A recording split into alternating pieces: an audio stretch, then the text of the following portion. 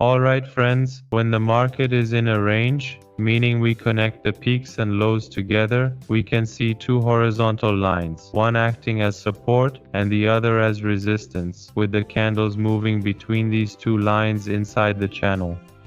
The candles move from the bottom of the channel to the top and then back down to the bottom and so on. In such a situation, the best way to trade in a ranging market is to draw the channel and trade exactly at the lows and peaks.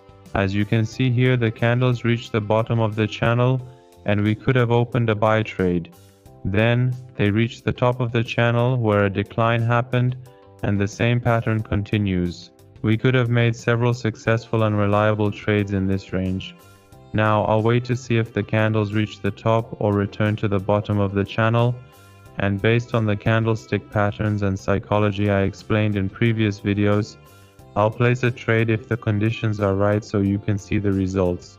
Keep in mind though that eventually the price will break out of this range, either breaking the support line and moving into a downtrend, or breaking the resistance line and continuing into an uptrend. You need to be careful to make sure you can execute a successful trade when this happens. To easily and freely register with the Quotex broker, click on the link in the video description. Here we can see that the downtrend has weakened. We have several candles with very small bodies and long rejection shadows at the bottom, indicating strong buying pressure. This particular candle closed exactly on our SNR line and had a relatively long lower shadow, which shows buyer strength. So I opened a buy trade right at the start of the next candle, directly on the SNR line. Now we'll wait together to see the result of this trade. As I mentioned earlier, in ranging markets, the best places to trade are at the bottoms and peaks. If this candle had broken through the SNR line and moved lower without such a long shadow, I wouldn't have opened the trade. In that case, I would have waited to see how the next candle formed. Alright, as you can see, this trade closed with a profit as well. At this point, it's a bit risky. These candles might break through the SNR line and the market could become bearish. For now, I'll wait and hold off on trading to see what direction the market takes. If the candles move back up, we could potentially place a trade on the first or second SNR line, depending on the type of candle that touches it. However, if the candles break through the line and move down, the trend will turn bearish, and the market will exit its ranging phase.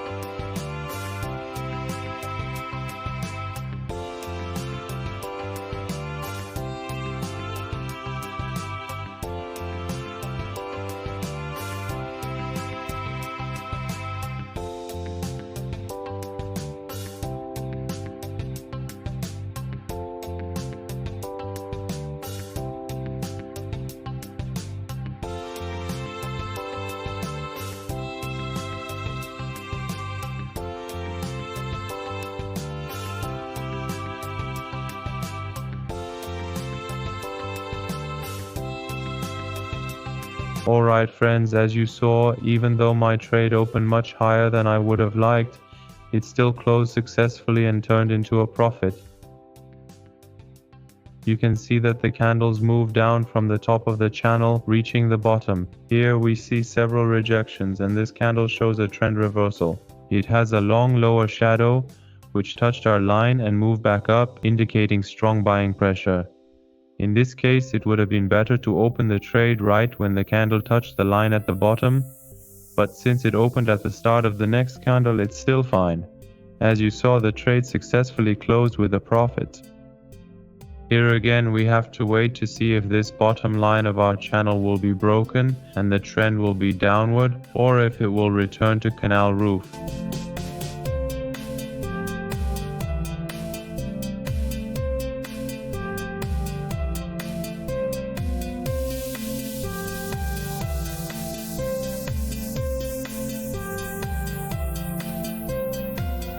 Here we can see that the candles reached the top of the channel and we got a doji.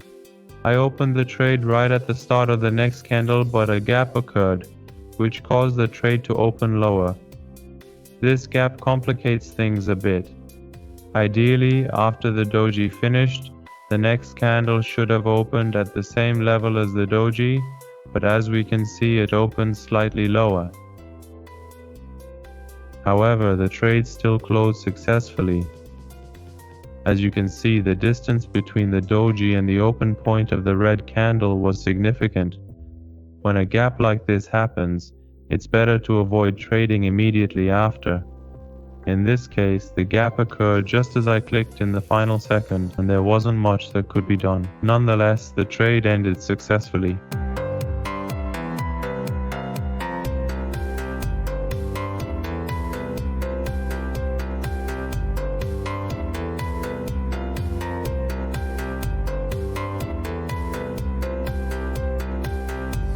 Alright guys, as you can see, the candles have come down to the bottom of the channel again. We had two green candles and then this red candle formed, with its shadow touching our SNR line before moving back up. This red candle has a lower rejection shadow, which indicates that the next candle is likely to be green. As I mentioned, the market is ranging, so the candles move from the bottom of the channel to the top and then back down. When they touch the top or bottom of the channel, we can execute successful trades. In this case, my trade opened a bit higher than it should have. Ideally, it would have opened exactly at the start of the candle. But that's alright, and there's a good chance that this trade will close in profit.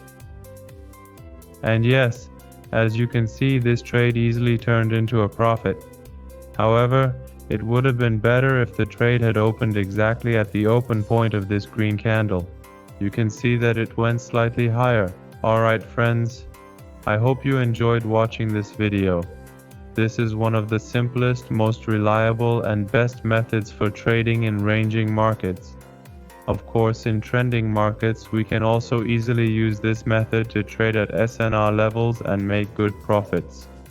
Take these simple methods seriously, guys. Don't think that a strategy has to be complicated or strange to work. As you saw, I made several trades and was able to complete them successfully, earning profits with ease. Dear friends, to make sure you don't miss any of our videos, please subscribe to the BS Academy channel. Also, activate the notification bell so that you are informed as soon as we publish new videos. Thank you for your support.